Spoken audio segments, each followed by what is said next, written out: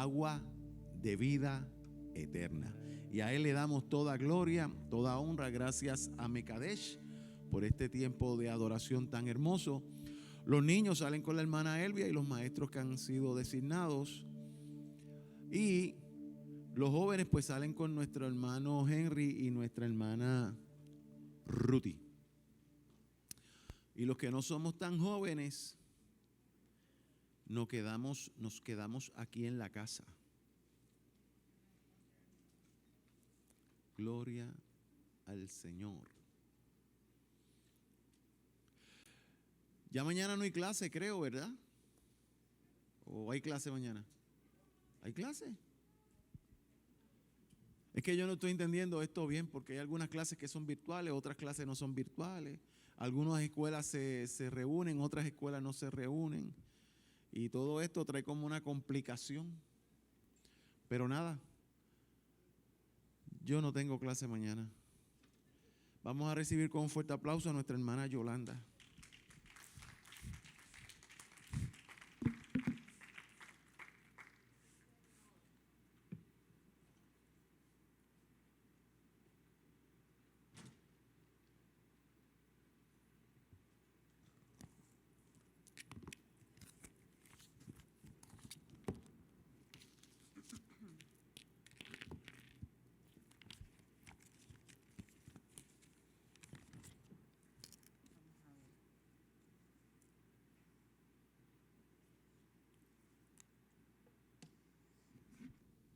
Dios les bendiga, hermanos. Amén. ¿Se gozaron en la adoración? Amén. Si estamos cansados, ya cogió fuerza.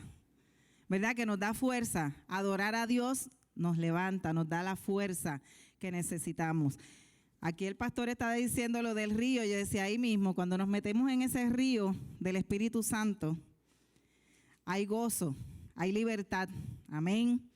Le damos la gloria al Señor en esta noche que podemos estar aquí adorando y glorificando su nombre. Vamos a tener hoy la clase número 33, pero antes de comenzar voy a hacer una oración. Señor, te damos gracias en esta noche, Padre. Gracias por tus cuidados, por tus bendiciones. Padre, gracias porque no quitas tu mirada de nosotros, Señor. Te glorificamos y te pedimos, Señor, que seas tú, Señor, por medio de tu palabra, bendiciendo, y que todo lo que se traiga aquí sea para beneficio de nuestras vidas, de nuestras mentes, que trabaje en nuestros pensamientos y que nos ayude a crecer en ti, Señor. En el nombre poderoso de tu Hijo Jesús. Amén. Bueno, así que estamos todavía en la serie de viaje por las Escrituras. Y hace 2 semanas, ¿verdad? Porque el jueves no se dio clase, este jueves pasado. Así que el jueves 3, nuestro hermano Luis nos habló de la entrada triunfal de Jesús. Si pueden poner la diapositiva número 2, por favor. Habló de la entrada triunfal de Jesús a Jerusalén. Y antes de la cena, una de las cosas que hizo Jesús, o que estuvo haciendo durante el tiempo que estuvo con sus discípulos, fue que le avisó que el tiempo se estaba cumpliendo. Él estaba dejando saber a los discípulos, miren, yo no voy a estar todo el tiempo con ustedes. Así que alístense, porque va a llegar el momento en que yo tengo que partir. Y hay un momento en que le dice, saben que después de 2 días que se celebra la Pascua, el Hijo del Hombre va a ser entregado. Así que llega este tiempo de la entrada triunfal, y quiero leer aquí. Dice, al entrar en Jerusalén sobre un burro, que esto lo trajo el hermano Luis, Jesús da testimonio público de que Él es el prometido Rey y Mesías de Israel, cumpliendo así la profecía escrita en Zacarías 9:9. que dice: alégrate mucho, hija de Sión, grita de alegría, hija de Jerusalén. Mira, tu rey viene hacia ti, justo, salvador y humilde.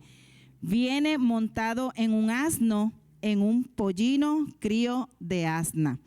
Así que ya esta palabra estaba dada hacía mucho tiempo en Zacarías. Y nosotros vamos a ver cómo las profecías, o hemos visto, ¿verdad?, por medio de la palabra, que todo lo que pasó con Jesús en su momento, ya habían profecías dadas, ya todo eso estaba escrito. Y en muchas ocasiones se dice en la palabra, y esto se sucede para que se cumpla lo que estaba dicho, para que se cumpla la profecía. ¿Sabe? El Señor Jesús no dejó absolutamente nada en blanco, ¿verdad? Como que contradijera lo que ya había dicho su Padre Celestial, nuestro Padre Celestial. Entonces también habló de la Santa Cena. Como dije que Jesús estaba preparando a los discípulos para su partida, y ellos van a celebrar esta Santa Cena en la época de la Pascua, ¿verdad? Este tiempo, lo que se le llamaba también la fiesta de los panes sin levadura, que se celebraba ¿qué? ¿Quién me dice? En la Pascua. ¿Qué estaban celebrando?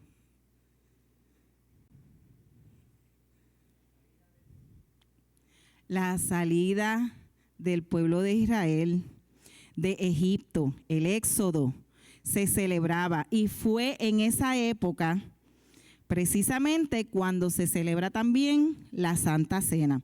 Por eso es que él está diciendo, él se quería reunir con ellos antes, porque ya él sabía 2 días después de la Pascua, el Hijo del Hombre iba a ser entregado. Así que es en esa temporada celebrando también la salida del pueblo de Israel. Entonces, yo me pongo a leer esto, pero me quedo pensando, porque fíjese que Jesús, en medio de la cena, una de las cosas que le dice a los discípulos es que lo iban a entregar, ¿verdad? Que lo iban a traicionar. Y yo me quedo un poquito sorprendida con lo que leo, porque la actitud en ese momento de los discípulos fue empezar a preguntarse, Señor, ¿soy yo el que te va a entregar? Y yo me quedé pensando y yo decía, ellos empezaron a pensar, yo te voy a meter en lío. Señor, yo tan mal estoy, ¿verdad? Porque si tú tienes la duda de que tú vas a hacer eso, algo te está pasando. Pero yo decía, ellos no pensaron en Jesús. Jesús le está diciendo, me van a traicionar. Y ellos, ay Dios mío, egocentrismo. Van a entregar a tu maestro y tú estás pensando en ti. No le dijeron Jesús, pero, ¿verdad? ¿Cómo que te van a entregar? ¿Cómo que te van a traicionar? No, ellos pensaron en ellos. Igualmente, cuando el Señor les dice que les deja ver, cuando le deja ver quién va a traicionar, lo que le dice, el que moja el pan en mi plato, Judas lo moja. Por lo menos no se dice nada en la palabra. Igualmente, luego de eso, ellos comienzan a comentar, ¿y quién va a ser el mayor de nosotros? Mire la preocupación de ellos. Van a traicionar a su maestro. Y ellos se están preocupando, ¿quién va a quedar como líder? ¿Quién va a ser el mayor entre los que queden allí? Que eso en realidad no era la prioridad, pienso yo. Eso era la manera en que yo lo estaba viendo. Ok, entonces, este versículo que puse ahí fue un versículo que el Señor les dio a ellos. Y yo decía, quizás ni siquiera era para ese momento, pero como Dios sabe lo que sucede, porque en ese momento yo entiendo que ellos no estaban turbados, pero el Señor le dio la palabra. Y yo entiendo que, yo digo, quizás ellos en ese momento, porque a veces a uno le pasan las cosas como por encima, ¿verdad? El Señor te está hablando y te dice cosas, pero uno está tan entretenido y tan ocupado en las trivialidades que uno no escucha la voz de Dios. O sea, esto que le estaba pasando a los discípulos, nosotros lo vivimos todo el tiempo. Nos pasa todo el tiempo. El Señor nos habla, nos prepara para lo que viene y nosotros estamos en la lalandia. Y después decimos, ¿verdad que me ha pasado? Y yo le digo, Luis, ¿tú te acuerdas de esto? A mí me pasó esto y esto, el Señor me lo dijo. Y yo como que no lo recibí. Se lo he dicho, últimamente yo creo que se lo dije como 3 veces. El Señor me lo advirtió. El Señor me lo advirtió. Y nosotros estamos pendientes a todo lo que está pasando alrededor nuestro y no nos sentamos a escuchar. Y a ellos les pasó esto, pero el Señor ya le había dejado la palabra. Y dice, no dejen que el corazón se les llene de angustia, porque es como les digo, en ese momento estaba todo bien, pero lo que venía iba a ser fuerte. Ya ellos estaban acostumbrados a su maestro. Imagínese usted andar con una persona 3 años y no solo con una persona cualquiera, ¿con quién estaban andando? Con un santo, bueno, noble, digno, y les iba a ser quitado. Y entonces dice, no, este es el versículo en la Reina Valera que dice, no se turbe vuestro corazón, crean en Dios, no dejen que el corazón se les llene de angustia, confíen en Dios y confíen también en mí. En el hogar de mi Padre hay lugar más que suficiente, muchas moradas hay, dice la Reina Valera. Si no fuera así, ¿acaso les habría dicho que voy a prepararles un lugar? Cuando todo esté listo, volveré. Para llevarlos, volveré. Lo estamos esperando. Amén. Él dijo que vuelve. Y como Él lo dijo, así va a ser. Amén. Para que siempre estén conmigo donde yo estoy. Y ustedes conocen el camino que lleva a donde voy. En ese momento, cuando Él le dice que nosotros conocemos, le dice a ellos, ustedes conocen el camino, Tomás vuelve otra vez en la lalandia. Le dice, Señor, ¿qué camino? No lo conocemos. Bendito Dios, llevas con Él 3 años. Y ahí el Señor le dice en el versículo 6, yo soy el camino. Amén. Yo soy el camino, le dijo, la verdad y la vida. Y nadie llega al Padre si no es por mí. Amén. Por nadie más, no por San Pedro, ni por San Lucas, ni por María, la Madre de Dios a quien honramos, ¿verdad? Y respetamos, pero no es por nadie de ellos, es por Jesús. Jesús es el camino y lo dejó claro ahí. Vamos entonces, si pueden pasar la otra diapositiva, a comenzar con la clase. En esta clase es sobre la muerte de Jesús en la cruz. Vamos a estar leyendo del libro de Juan, en el capítulo 18 y 19. La historia dice, Jesús se dirige hacia la culminación de su ministerio terrenal, lo cual es el medio por el cual la salvación llegará a la humanidad. Su muerte en la cruz es el cumplimiento del plan de Dios y no el resultado del poder de Pilato o las intrigas de los judíos. Nosotros le echamos culpa, ¿verdad?, a Pilato, a los judíos, a los religiosos, a los fariseos. Le echamos la culpa a Judas, pero la realidad es que esto era lo que Dios tenía planificado, ¿ya? Que hay personas que se dejan usar por la maldad que hay en su corazón. Se dejaron usar por la maldad que hay en su corazón. Pero ninguno de ellos tenía potestad sobre el Señor, sobre Jesús. Ninguno de ellos iba a darle el tiempo a Jesús. Pilato no tenía pantalones. Pilato era un hombre sin carácter. Y los fariseos, pues ya usted sabe, ellos estaban allá envueltos con su religiosidad. Así que aunque otros tratan de controlar a Jesús y lograr sus propios propósitos, el control se mantiene todo el tiempo en las manos de Dios. La muerte y resurrección de Jesús son el plan de rescate de Dios para el mundo. Así que si usted quiere estudiar esto en su casa, debe leer el capítulo 18 y 19 del libro de Juan. Nosotros vamos a estar leyendo, pero solamente algunos versículos. Si usted quiere leer, ¿verdad?, con más calma y leerlo completo, pues ya sabe, capítulo 18 y 19. Así que llegó la hora de alguna manera deseada, porque sabemos que Jesús quería cumplir la voluntad del Padre. Pero además de deseada, temida. ¿Usted no cree que Jesús tenía miedo? Jesús era hombre. Y hace 2 domingos, nuestro pastor tocó sobre eso, tocó el tema. Y él habló de Jesús en el Getsemaní. ¿Se acuerdan los que estuvieron aquí el domingo antipasado?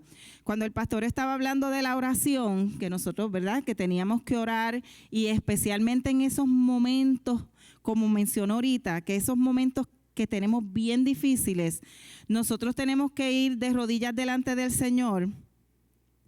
Allí Jesús en el Getsemaní se postró delante del Señor en oración, porque imagínense, Jesús sabía lo que él iba a pasar. No es que él sabía que lo iban a entregar, él sabía el proceso, él conocía el proceso. A veces nosotros sabemos para dónde vamos, pero no conocemos exactamente el proceso. Pero la conexión que había de Jesús con el Padre, Jesús estaba a la diestra, pues era obvio. Él tenía miedo, había un estrés extremo, emociones fuertes. Y una de las cosas que el pastor mencionó era que él hasta llegó, decía que como era, su sudor era como gotas de sangre. Yo busqué eso, tiene un nombre, se llama hematohidrosis. Y dice que los vasos sanguíneos capilares que alimentan las glándulas sudoríparas se rompen. Vasos sanguíneos capilares que alimentan las glándulas del sudor se rompen. Al eso romperse, cuando tú sudas, son gotas de sangre. ¿Cuándo surge esto? Cuando tú estás en una presión extrema. Jesús estaba en una presión extrema. Yo no me imagino él allí orando delante del Señor cómo se sentía. El temor, yo pienso, y el pastor lo mencionó, que Dios le mandó un ángel a fortalecerlo. Y yo estaba leyendo eso y yo decía, yo me imagino, él era humano. En un caso como ese tan fuerte, humanamente, él pudo haber hasta sufrido un infarto, un ataque al corazón, porque es que era demasiado. Ese ángel vino a fortalecerlo, sabrá Dios por qué, ¿verdad? Sabemos por qué. Por lo que él iba a pasar estaba fuerte. Entonces me impresiona más todavía que en medio de esa angustia tan grande que él estaba pasando, ¿usted sabe lo que él hizo? Oró por sus discípulos y oró por usted. Y oró por mí. En medio de ese dolor, ¿usted no sabía que él oró en el Getsemaní por usted? Él oró en el Getsemaní por usted y oró por mí allí. Y lo vamos a ver. Todavía no he entrado a la clase, pero esto yo lo tenía que traer. Vamos a buscar en Juan, pero nos vamos a ir un poquito más atrás de la clase. En Juan 17, vamos a leer del 9 al 21. Juan 17, el Evangelio de Juan, Juan 17, del 9 al 21.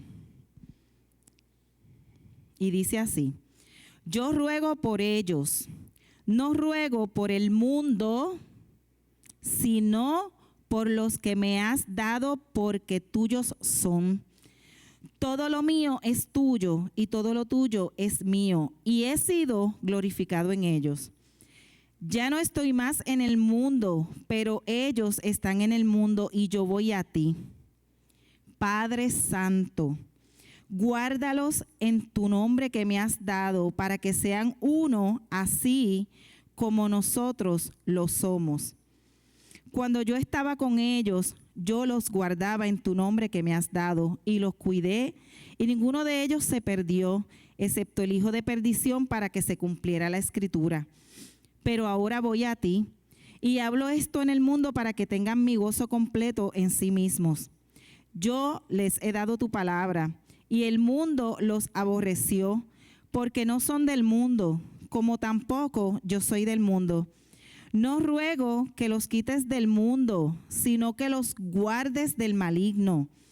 No son del mundo, como tampoco yo soy del mundo. Él estaba preocupado por sus discípulos. Porque él estaba diciendo, esto está malo. Y yo me voy, pero ellos se quedan. Y esto está brutal. Yo no sé cómo ellos van a hacer sin mí. Estaba preocupado. Santifícalo, dice el 17. Santifícalos en la verdad. Tu palabra es verdad. Así como tú me enviaste al mundo, yo también yo los he enviado al mundo. Por ellos yo me santifico a mí mismo, para que ellos también sean santificados en la verdad. Y mire esto, hermano, en el 20.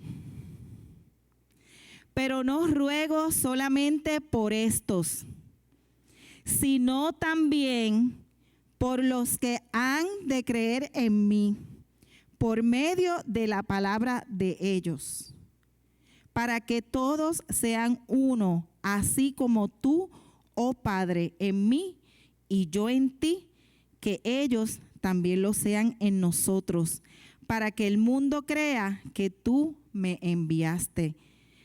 Dijo, también por los que han de creer en mí. Y mire, yo leí eso y a mí, yo me emocioné. Me emocioné porque yo decía, wow, ahí él con el sufrimiento y el dolor que estaba pasando. Y usted me perdona, pero yo dije, ahí él se pensó en mi nombre. Yo dije, él pensó su, ¿verdad? Su sabiduría llega tanto. Y yo digo, nosotros que sabemos que estábamos pensados desde antes de estar en el vientre de nuestra madre. Y el Señor sabe, ellos me van a servir, pero van a pasar aflicción. Y ahí, mientras sudaba sangre, estaba orando por ti. Para que hoy pudieras estar aquí. Para que cuando oyeras la palabra que escribieron después los discípulos, pudiéramos recibirla y recibir la revelación y poder servirle. Y entender que Él es el camino, la verdad y la vida, y que no íbamos a llegar si no era por medio de Él al Señor. Es que Jesús, este es maravilloso. De verdad que es maravilloso las cosas que leemos de Jesús. Voy a leer en Juan 18, porque entonces voy a comenzar la clase.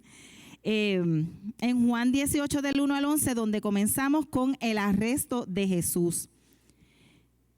Juan 18 del 1 al 11. Vamos a estar ahí. Habiendo dicho estas cosas, Jesús salió con sus discípulos para el otro lado del arroyo de Quedrón, donde había un huerto en el cual entró Jesús con sus discípulos. También Judas, el que lo entregaba, conocía aquel lugar, porque Jesús solía reunirse allí con sus discípulos. Entonces Judas, tomando una compañía de soldados romanos y guardias de los principales sacerdotes y de los fariseos, fue allí con antorchas, lámparas y armas. Pero Jesús, sabiendo todas las cosas que le habían de acontecer, se adelantó y les dijo, ¿a quién buscan? Le contestaron, a Jesús de Nazaret. Les dijo, yo soy. Hermano, oiga, lea esto, que yo no me había fijado en esto. Y esto, usted sabe que hay muchas películas de Jesús, ¿verdad? del arresto y la crucifixión. Esto no está en ninguna película, pero está en la Biblia.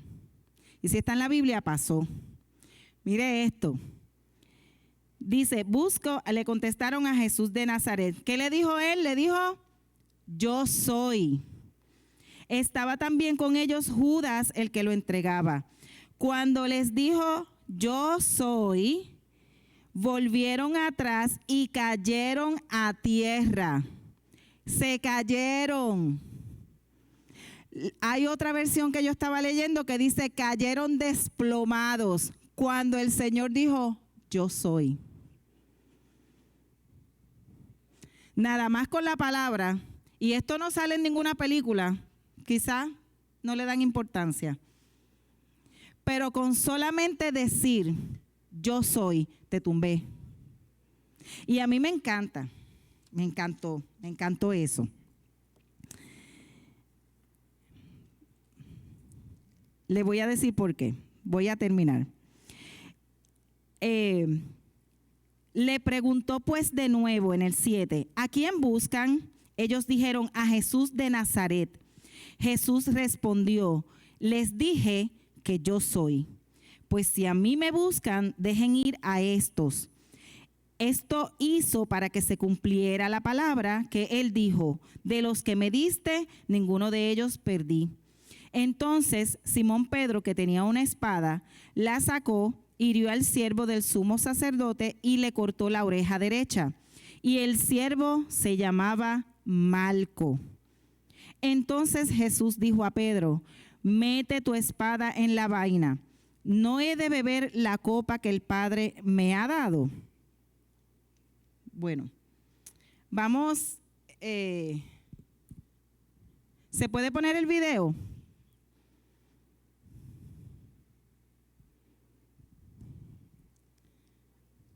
Ya está. Vamos a ver ese pedacito, que es cuando arrestan a Jesús.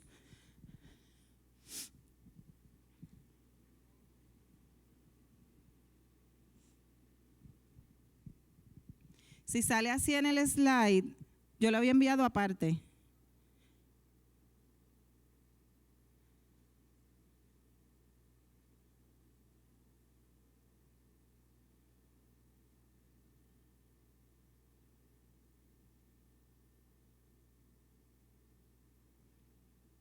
Vamos a esperar a ver.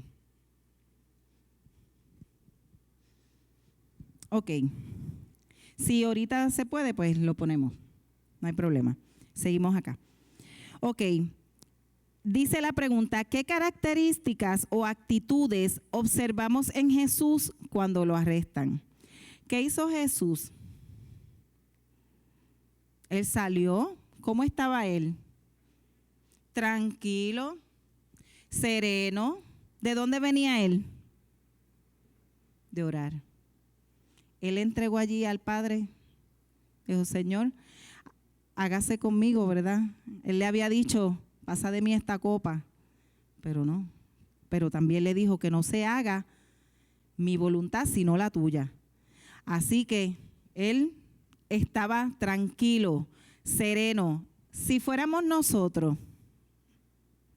aún después de haber orado, ¿qué usted cree que hubiera hecho? Lo primero que yo creo que hubiera hecho era defenderme. Yo no fui, yo no hice nada. Imagínense, con las cosas que le esperaban y después llegaron un montón de soldados allí. Con lo que le esperaba. Yo creo que lo que uno, por lo menos, uno empieza, pero déjame hablar, déjame decirte. A lo mejor no es a mí a quien tú estás buscando, te equivocaste de persona. Cógelo suave, déjame hablarte. No, él sabía. El Señor sabía. A pesar de lo grave de la situación, él se mantuvo sereno, él tuvo paz.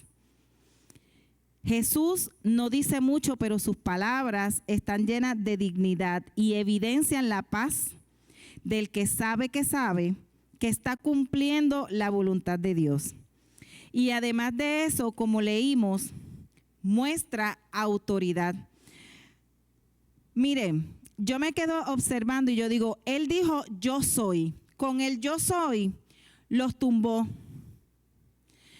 Y ellos se levantaron y le están diciendo, mira, yo me voy a dejar arrestar porque yo quiero, porque con yo hablar te tumbo y te paso por ahí y me voy. Yo me voy a dejar arrestar porque es que es el tiempo mío. ¿Cómo es que tú vas a arrestar al que le dio vista al ciego? ¿Cómo vas a arrestar al que le dio, el sordo pudo escuchar por medio de él? Al que levantó muertos, tú vas a arrestarlo. ¿Con qué autoridad? Es que él te lo permitió. Él se los permitió, se lo dejó allí dicho, se lo dejó, se lo mostró. Yo lo que tengo es que hablar. El Señor estaba lleno de la autoridad. Yo lo que tengo es que hablar. Y si quiero, me voy. Pero llegó el tiempo del Señor. Así que por eso estoy tranquilo y estoy aquí esperando a que tú me arrestes. Tranquilo. Él sabemos que cargaba con los frutos del Espíritu. Él sabía que después del momento difícil se iba a encontrar ¿dónde? Nuevamente a la diestra del Padre. Y esa era su esperanza. La misma esperanza que tenemos nosotros, que en medio de la tribulación, al fin y al cabo, cuando, ¿verdad?, nos toque si tenemos que morir antes o Cristo venga, pero sabemos que a la larga, si nos mantenemos firmes, vamos a estar a la diestra del Padre. Amén. Vamos entonces a pasar, porque el tiempo está corriendo, wow. Vamos a leer Juan 18, del 15, vamos a estar ahí mismo, pero vamos a bajar al versículo 15. Vamos a leer del 15 al 18 y luego del 25 al 27. Dice, Simón Pedro y otro discípulo seguían a Jesús. Este discípulo era conocido del sumo sacerdote y entró con Jesús al patio del sumo sacerdote. Pero Pedro se quedó fuera a la puerta y salió otro discípulo que era conocido del sumo sacerdote. Habló a la portera y llevó a Pedro adentro. Entonces la criada portera dijo a Pedro, ¿tú no serás también de los discípulos de ese hombre? Él dijo, no lo soy. Y los siervos y los guardias estaban de pie, pues habían encendido unas brasas, porque hacía frío y se calentaban. Pedro también estaba de pie con ellos, calentándose. Vamos a pasar del 25 al 27, versículo 25. Dice, estaba pues Pedro de pie, ya lo negó una vez, estaba pues Pedro de pie calentándose y le dijeron, ¿tú no serás también de esos discípulos? Él lo negó y dijo, no lo soy. Uno de los siervos del sumo sacerdote, pariente de aquel a quien Pedro le había cortado la oreja, le dijo, ¿no te vi yo en el huerto con él? Pedro negó otra vez y enseguida cantó el gallo. Así que nosotros comenzamos hablando sobre el arresto de Jesús, pero en medio del arresto hacen un paréntesis, digo yo como un paréntesis, y comienzan a hablar de la negación de Pedro a Jesús, algo que ya el Señor le había dicho que iba a pasar. Ya eso Dios se lo había dicho, Jesús se lo había dicho a Pedro. Pero mire, Pedro siempre estuvo al lado de Jesús, siempre. Pedro lo defendía, salía por él. Lo vemos diciéndole una vez a Jesús que escapara cuando Jesús le dijo que iba a ir a Jerusalén y lo que iba a pasar. ¿Se acuerda que una vez le dijo, aléjate de mí, Satanás? Mire, no es porque él estuviera endemoniado ni nada de eso. Es que Pedro en ese momento estaba lleno de miedo y el miedo no es de Dios. El miedo no viene de Dios. Esas palabras no venían de parte del Señor, del Espíritu Santo, y Jesús lo sabía. Por eso le dijo, apártate de mí, Satanás, bendito, porque Jesús pasando por eso y viene alguien también a cucarte. Y Jesús lo reprendió. ¿Que Pedro lo hizo con maldad? Claro que no. La realidad es que lo quería cuidar. Pedro amaba a su maestro. ¿Por qué pasa esto? Y vemos también, mire, y acabamos de leer que le había cortado la oreja a una persona que lo fue a arrestar y le cortó la oreja por misericordia.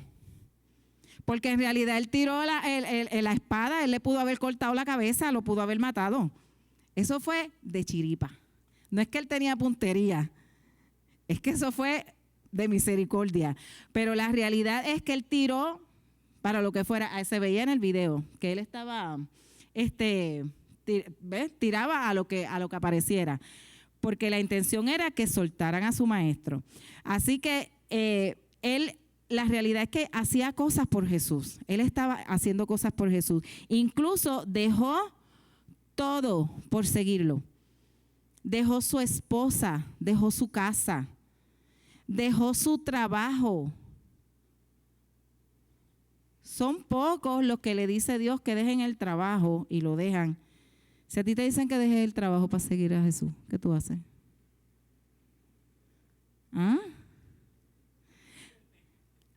Porque es que dejes el trabajo, pero entonces vas a perder un montón de cosas porque no las vas a poder pagar. ¿Ah?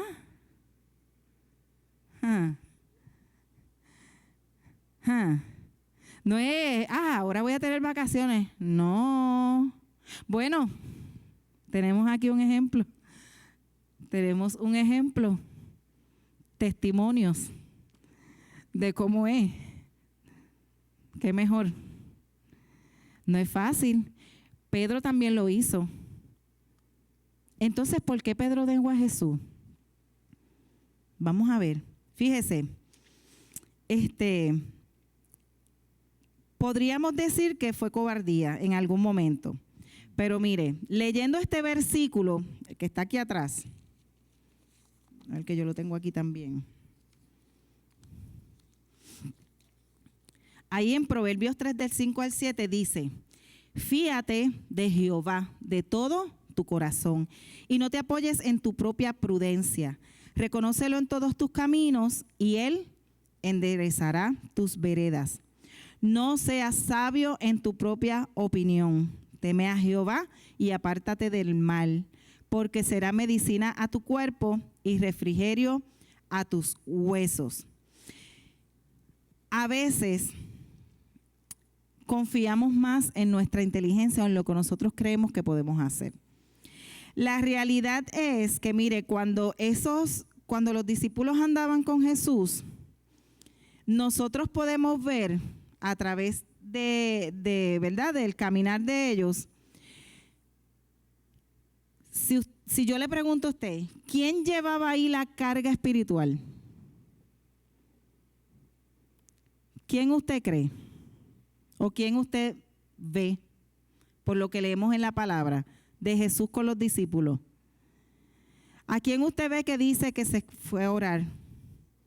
Que se apartaba a orar, que iba de rodillas delante del Señor, que se iba solo a Jesús.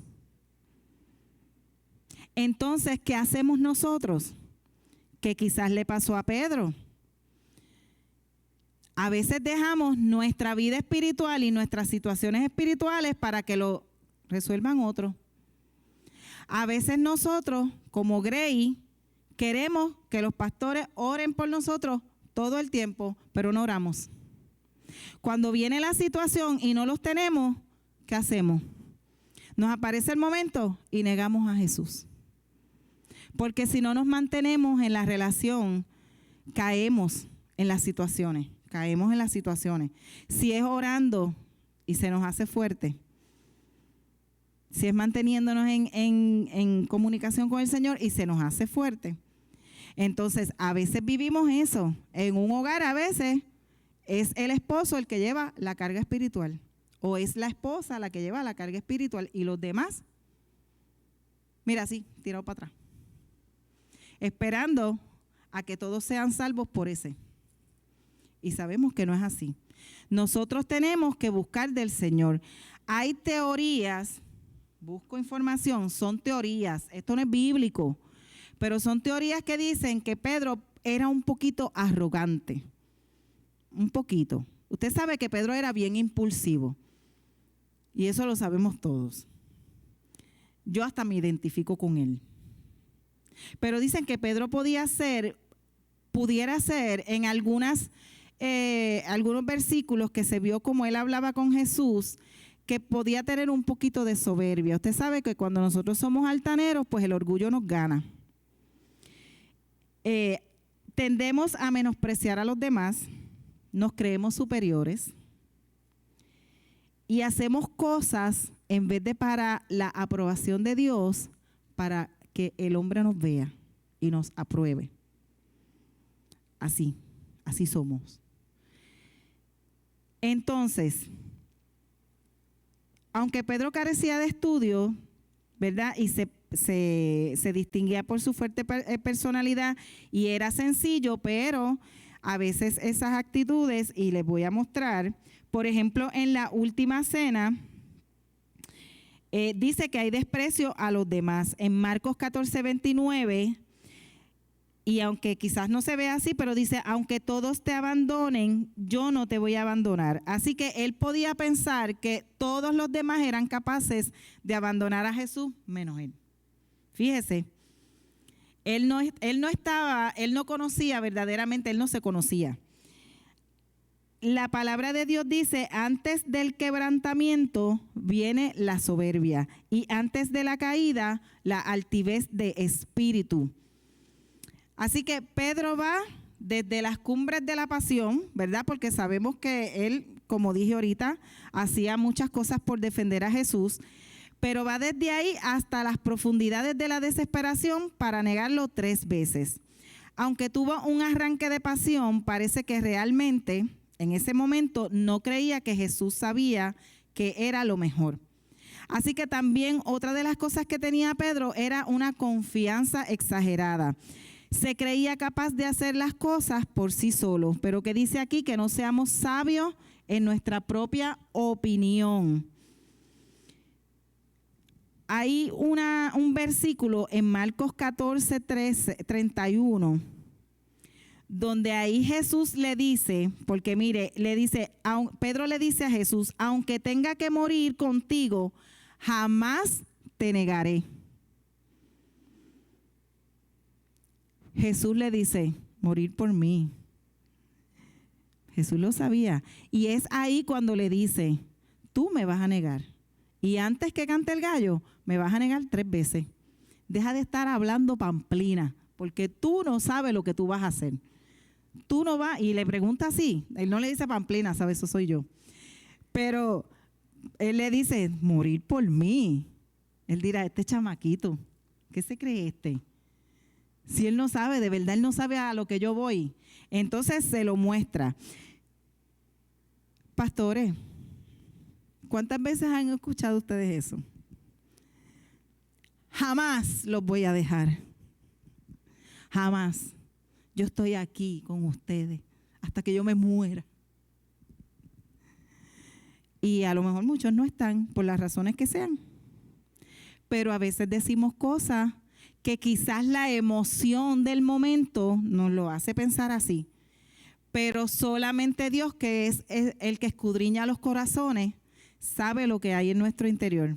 Por eso Él mismo nos dice que tenemos que pedirle que nos muestre lo que hay en nuestro corazón, porque nosotros no sabemos.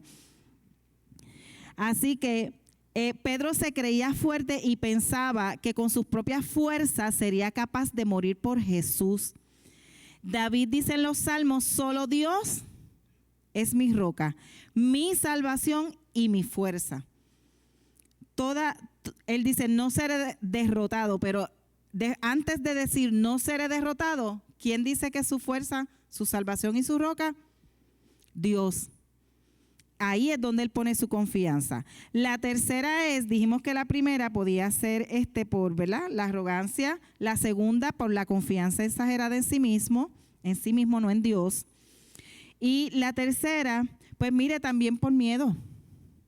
Pudo haber tenido miedo en el momento a morir, pudo haber tenido miedo a ser juzgado. Así que todos en algún momento, yo sé que hemos pasado por eso. A lo mejor en algún momento usted ha negado a Jesús y ni cuenta se ha dado. A lo mejor no ha permitido que alguien sepa que usted le sirve al Señor. en su trabajo, o para no caerle mal al amigo o al jefe, y no dice nada, se queda, mire, calladito, lo estamos negando. Ahora, después que digo esto, hay algo que yo quiero dejar claro. Esto está en la palabra, Pedro lo negó, pero Mateo 26, 74 y 75, y esto lo quiero decir porque pasamos por momentos malos como le pasó a Pedro, pero dice, el 74 y 75 dice, entonces él comenzó a maldecir y a jurar, no conozco al hombre, y enseguida cantó el gallo. Entonces Pedro se acordó de las palabras de Jesús que le había dicho, antes que cante el gallo, me negarás 3 veces. Y saliendo fuera, lloró amargamente. Pedro reconoció su pecado y podemos entender claramente que hubo arrepentimiento. No porque lloró, sino por el cambio, que eso es lo que es el arrepentimiento. Arrepentirse no es llorar, es el cambio, el clic. Porque muchas veces lloramos, pero seguimos igual. Ya a los 10 minutos estamos haciendo lo mismo o al otro día, si tenemos la oportunidad. Pero vemos a través del Nuevo Testamento que Pedro permaneció firme en la roca. Hechos 4:13 dice, y aun cuando fueron amenazados, nunca volvió a negar a su maestro, sino permaneció fiel sin importar las consecuencias. Y Hechos 4 del 18 al 20 dice, y llamándolos les intimaron que en ninguna manera hablasen ni enseñasen en el nombre de Jesús. Mas Pedro y Juan respondieron diciéndole, juzgad si es justo delante de Dios obedecerle a ustedes antes que a Dios, porque no podemos dejar de decir lo que hemos visto y oído. Tuvo un cambio radical. Él se cayó, pero se levantó y se quedó firme. Y mire, algo también que quería mencionar. Pedro, los discípulos en ese tiempo estaban con Jesús, pero ¿cuándo fue que ellos recibieron el Espíritu Santo? Eso es otra cosa. Nosotros tenemos el Espíritu Santo. Ellos no tenían eso. Ellos tenían a Jesús. Si ellos no tenían eso, que es lo que a veces nos redarguye, lo que a veces no siempre, lo que nos redarguye y nos dicen, no lo haga, si no lo haga, pues él estaba solo. La realidad es que en ese momento él estaba solo. Por eso es que él tenía que meterse a orar. El Señor se pasaba diciéndole, oren para que no caigan en tentación. Jesús le decía, los regañaba, oren para que no caigan en tentación. Eso fue una tentación. Y él cayó.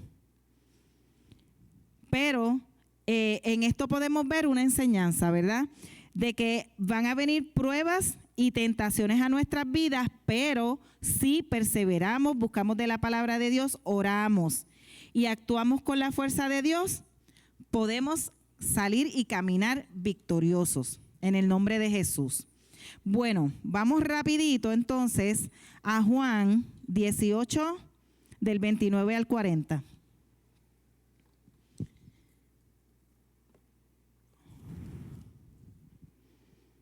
Estamos ahí mismo. Juan 18, del 29 al 40. Dice, estamos entonces, Jesús habla a Pilato. Por tanto, Pilato salió a ellos y dijo, ¿qué acusación traen contra este hombre? Le respondieron y dijeron, si este no fuera malhechor, no te lo habríamos entregado. Entonces Pilato les dijo, tómenlo ustedes y júzguenlo según su ley. Los judíos le dijeron, a nosotros no nos es lícito dar muerte a nadie. Así sucedió para que se cumpliera la palabra de Jesús, que dijo señalándolo, con qué clase de muerte habría de morir. Entonces Pilato entró otra vez al pretorio, llamó a Jesús y le dijo, ¿eres tú el rey de los judíos? Jesús le respondió, ¿preguntas tú esto por ti mismo o porque otros te lo han dicho? Pilato respondió, ¿acaso soy yo judío? Tu propia nación y los principales sacerdotes te entregaron a mí. ¿Qué has hecho? Contestó Jesús, mi reino no es de este mundo. Si mi reino fuera de este mundo, mis servidores pelearían para que yo no fuera entregado a los judíos. Ahora pues, mi reino no es de aquí. Entonces Pilato le dijo, ¿así que tú eres rey? Jesús respondió, tú dices que yo soy rey. Para esto yo he nacido y para esto he venido al mundo, para dar testimonio a la verdad. Todo aquel que es de la verdad oye mi voz. Le dijo Pilato, ¿qué es la verdad? Habiendo dicho esto, salió de nuevo a los judíos y le dijo, yo no hallo ningún delito en él, pero ustedes tienen la costumbre de que le suelte un preso en la Pascua. ¿Quieren pues que le suelte al rey de los judíos? Entonces todos gritaron de nuevo diciendo, no a este, sino a Barrabás. Y Barrabás era un asaltante. Así que cuando Jesús es llevado donde Pilato, él exige una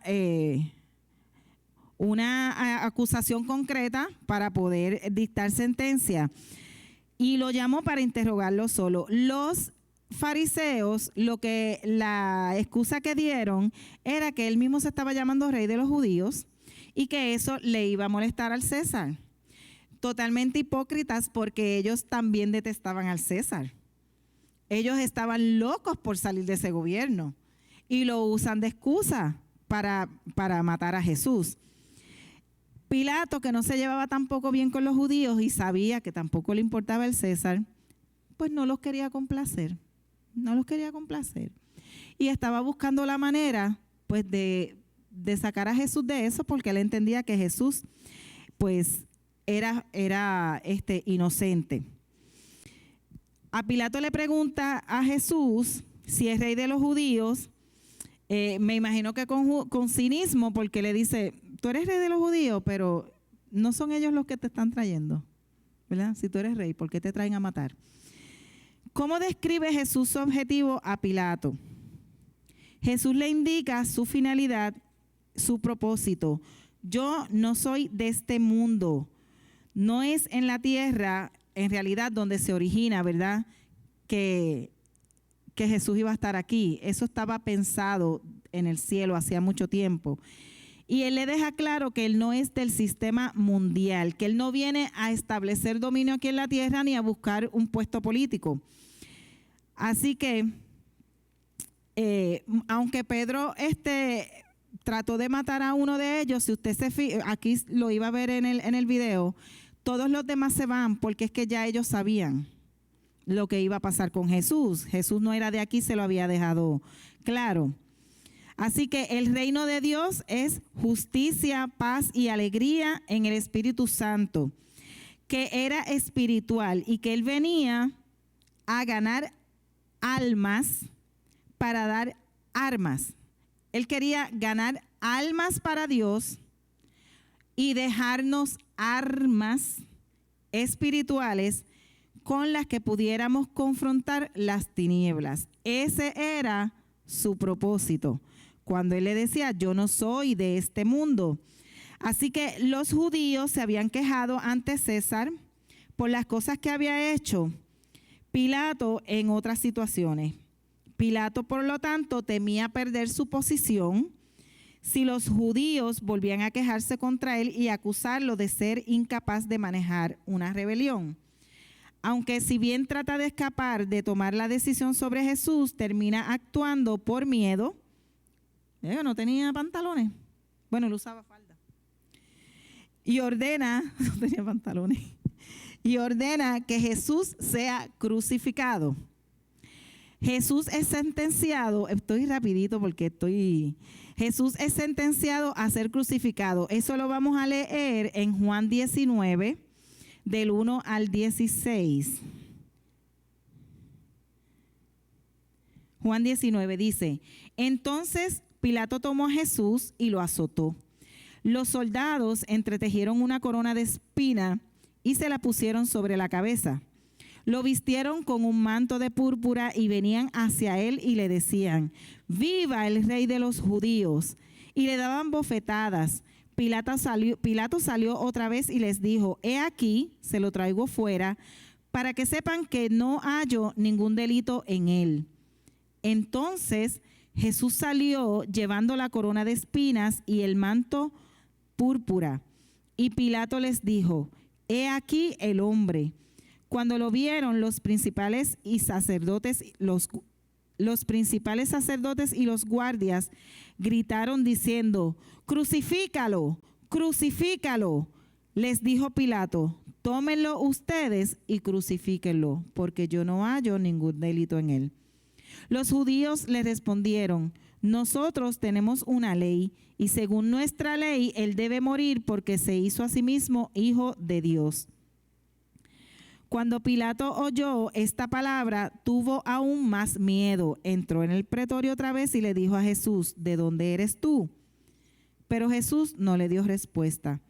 Entonces le dijo a Pilato: ¿a mí no me hablas? ¿No sabes que tengo autoridad para soltarte y tengo autoridad para crucificarte? Y Jesús respondió, me encanta: no tendrías ninguna autoridad contra mí si no te fuera dada de arriba. Por esto el que me entregó a ti tiene mayor pecado.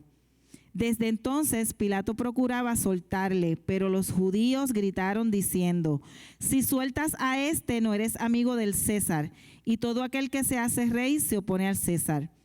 Cuando Pilato oyó estas palabras, llevó a Jesús afuera y se sentó en el tribunal y en el lugar llamado El Enlosado, y en hebreo Gabata. Era el día de la preparación de la Pascua y como el mediodía. Entonces dijo a los judíos: he aquí su rey. Pero ellos gritaron diciendo: fuera, fuera, crucifícalo. Pilato les dijo: ¿he de crucificar a su rey? Respondieron los principales sacerdotes: no tenemos más rey que el César. Ave María. Y con esto entonces lo entregó a ellos para que fuera crucificado. Así que Pilato nunca encontró un motivo para sentenciar a Jesús. Hizo varios intentos para liberarlo, pero, ¿verdad?, por mantener su posición, pues aunque estaba convencido de su inocencia, pues no lo hizo. Le dijo: ningún delito hallo en el hombre. Me presentaste un hombre que perturbaba un pueblo, pero no hallo culpa en él. Pilato, por temor a que hubiese una queja, acuérdense que él le servía al César, y podía perder la posición y podía perder también la vida. Así que se dejó llevar por la presión del pueblo. En la crucifixión, en Juan 19, vamos a buscar ahí el 17, vamos a ir desde el 17 a leer hasta el 30, la crucifixión de Jesús. Tomaron pues a Jesús y él salió llevando su cruz hacia el lugar que se llama la Calavera, y en hebreo Gólgota. Allí lo crucificaron y con él a otros dos, uno a cada lado. Y Jesús estaba en medio. Pilato escribió y puso sobre la cruz un letrero en el cual fue escrito: Jesús de Nazaret, Rey de los Judíos. Entonces muchos de los judíos leyeron este letrero, porque el lugar donde Jesús fue crucificado estaba cerca de la ciudad, y el letrero estaba escrito en hebreo, en latín y en griego. Los principales sacerdotes de los judíos le decían a Pilato: no escribas Rey de los Judíos, sino este dijo: soy Rey de los Judíos. Pilato respondió: lo que he escrito, he escrito. Él estaba siendo usado y ni lo sabía. Cuando los soldados crucificaron a Jesús, tomaron los vestidos de él e hicieron 4 partes, una para cada soldado. Además tomaron la túnica, pero la túnica no tenía costura. Era tejida entera de arriba a abajo. Por esto se dijeron uno al otro: no la partamos, más bien echemos suerte sobre ella, para ver de quién será. Esto sucedió para que se cumpliera la escritura que dice: repartieron entre sí mis vestidos y sobre mi vestidura echaron suertes. Y así lo hicieron los soldados. Junto a la cruz de Jesús estaba su madre María, la hermana de su madre, María, esposa de Cleofas, y María Magdalena. Cuando Jesús vio a su madre y al discípulo a quien amaba de pie junto a ella, dijo a su madre: mujer, he aquí tu hijo. Después dijo al discípulo: he ahí tu madre. Y desde aquella hora el discípulo la recibió en su casa. Después de esto, sabiendo Jesús que ya todo se había consumado, para que se cumpliera la escritura, dijo: tengo sed. Allí había una vasija llena de vinagre. Entonces pusieron en un hisopo una esponja empapada de vinagre y se la acercaron a la boca.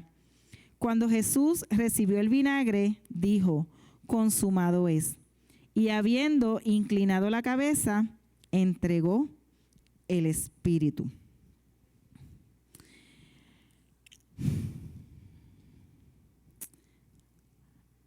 La crucifixión era una forma romana de ejecución y tortura, una manera lenta y extremadamente dolorosa de morir.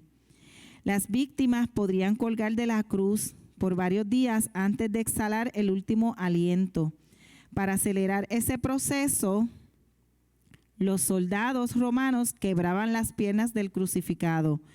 Mientras permanecía colgado en la cruz, la persona experimentaba ciertas dificultades para respirar. Entonces, para poder coger un poco de aire, se afirmaba y presionaba con las piernas, ¿verdad? Cuando uno está como asfixiado, uno se impulsa. Pues, recuerde que sus pies estaban clavados al madero y su espalda ya herida por los azotes. Casi no le permitía afirmarse. Al quebrarle las piernas, se le quitaba toda posibilidad de respirar. Y así la muerte llegaba más rápido. Eso significaba que morir crucificado era en realidad morir por asfixia. Así que esto... el dolor que el Señor sufrió, ¿verdad? El sufrimiento que tuvo por nuestro dolor, nuestros pecados. Y ahí vemos cómo era la manera, ¿verdad? La ejecución y la tortura que hacían los romanos cuando ejecutaban a alguien por medio de la cruz. Una de las cosas que hicieron con Jesús fue azotarlo antes de crucificarlo. Entonces yo busqué, porque pues sabemos lo que es azotar, pero me puse a buscar y decía que era un castigo.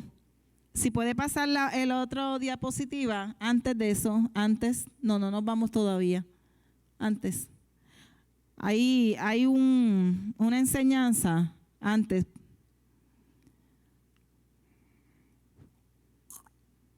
Estaba después del versículo.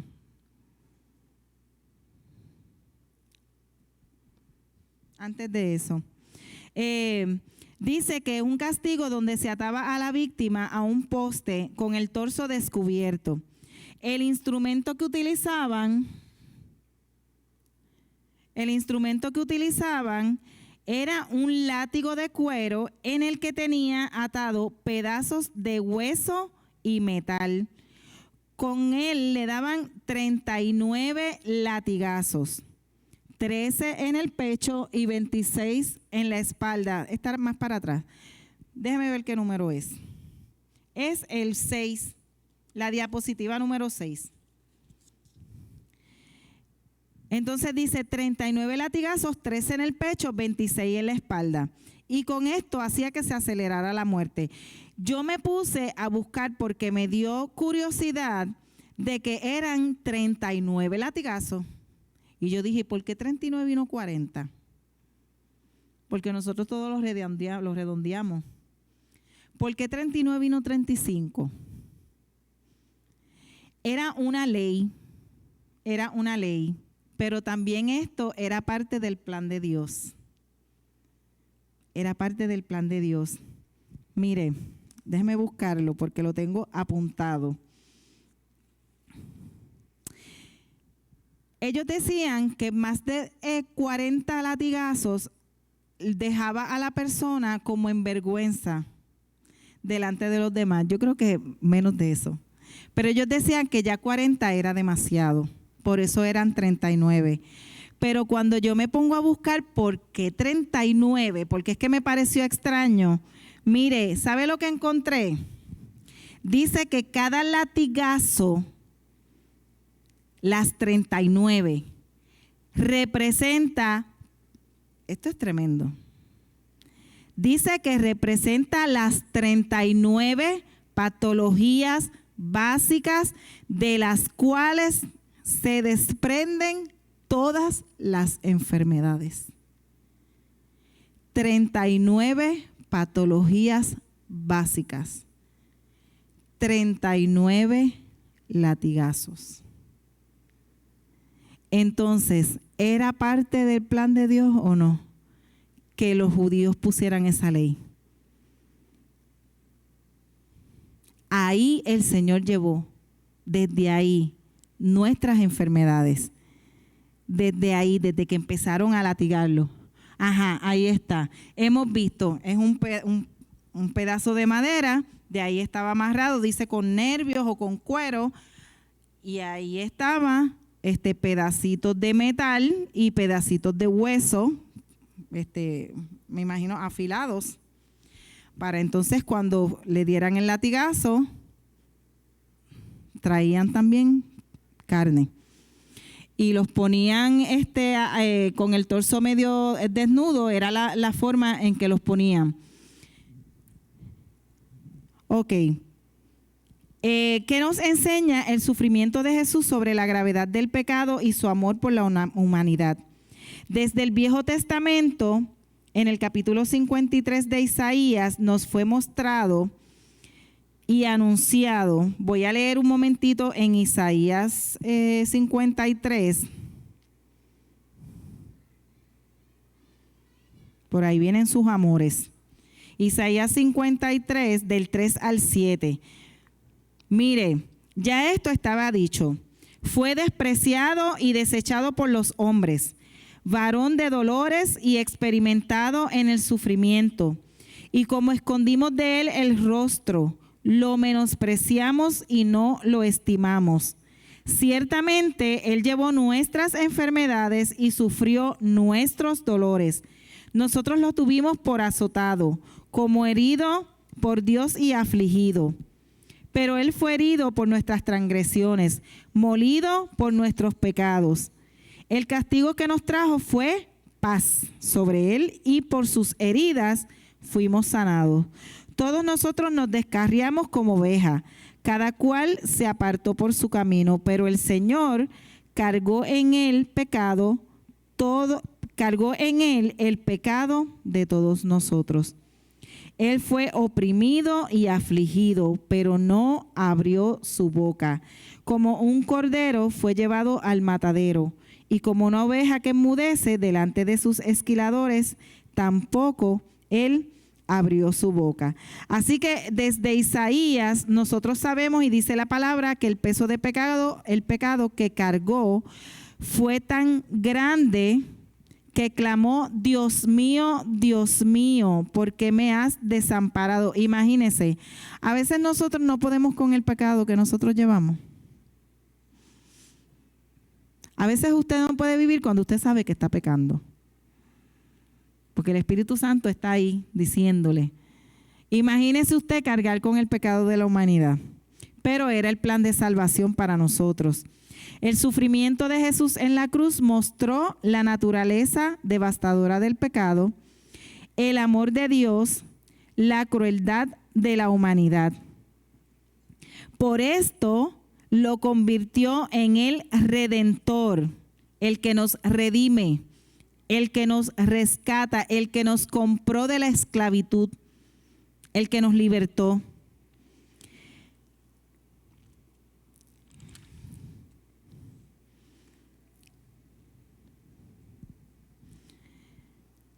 Sea cual sea el sufrimiento, Jesús nos dio el ejemplo de que aún en el dolor debemos, y es un privilegio, seguir en los caminos del Señor.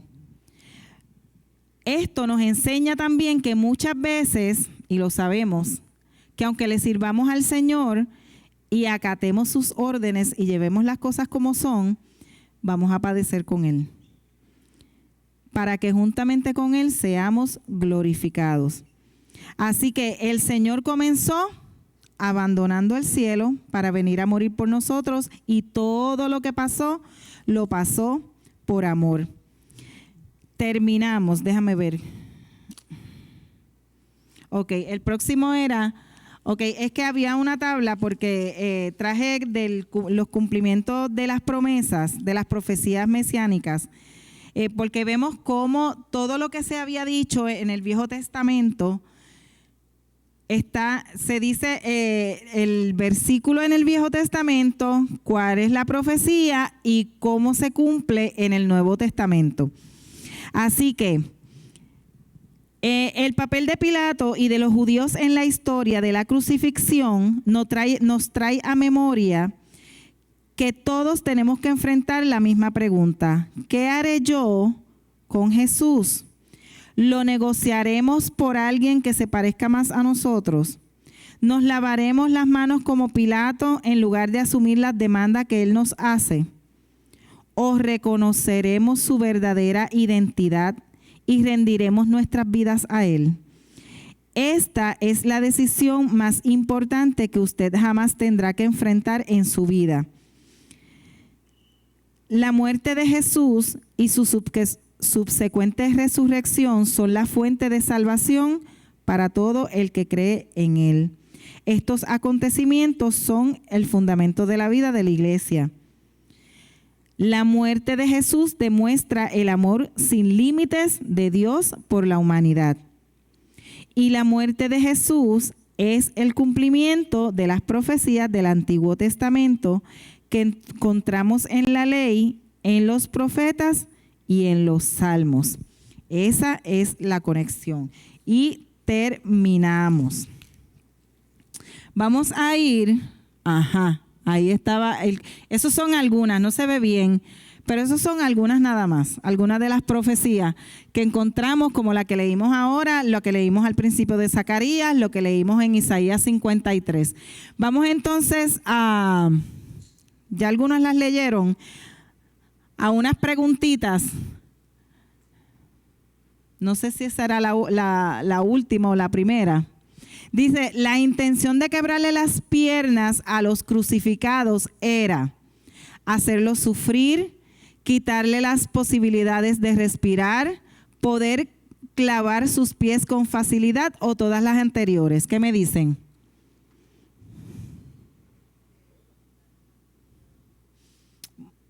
Muy bien, quitarle la posibilidad de respirar. Ellos en realidad, pues de alguna manera estaban tratando de acortarle un poco el sufrimiento. En la oración que hizo Jesús en el Getsemaní, dijo: Madre, he aquí tu hijo, hijo, he aquí tu madre. ¿Cierto o falso? ¿Por qué falso?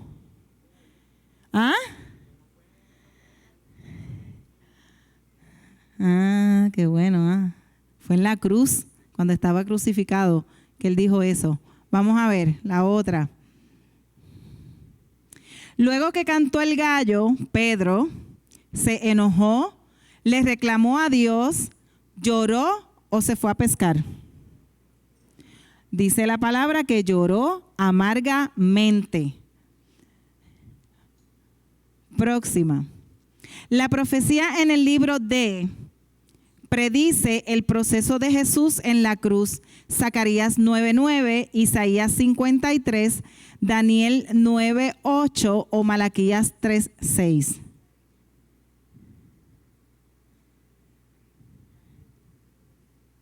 ¿Quién dice? ¿Dónde? Isaías 53, el último que leí, Isaías 53. Vamos a ver, no sé si hay otra. Ese. El hombre a quien Pedro le cortó la oreja se llamaba Caifás, Leonides, Malco, o no se menciona su nombre. Malco, muy bien. Ay, yo no traje paletitas para darle. Se están portando muy bien. Pilato estaba convencido de que Jesús era inocente, ¿cierto o falso? Cierto. Un montón de veces intentó, él lo intentó. Bueno, hasta aquí la clase de hoy. Muchas gracias, espero que se hayan edificado y hayan aprendido.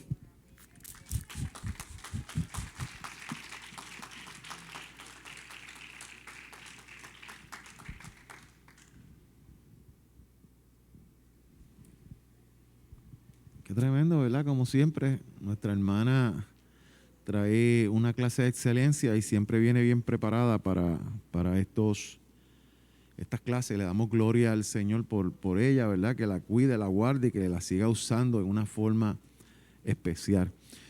Cuando ella va en el transcurso de la predicación, ¿verdad? O de la clase, viene a mi mente algo jocoso, y es que Pedro se convierte en el primer apartado y se vuelve a convertir. Se apartó cuando el gallo cantó, pero después lloró y se arrepintió y volvió a los caminos del Padre y siguió caminando con él. Mañana tenemos reunión de las mujeres vencedoras del reino, de las que van para el retiro. Es bien importante que estén aquí. Eso es a las 7:30, pastora. A las 7 de la noche. Es bien importante que estén aquí. Hay alrededor de 74 mujeres, ¿verdad? Hoy se estaba haciendo el listado. Hay la posibilidad que vayan algún grupito más de mujeres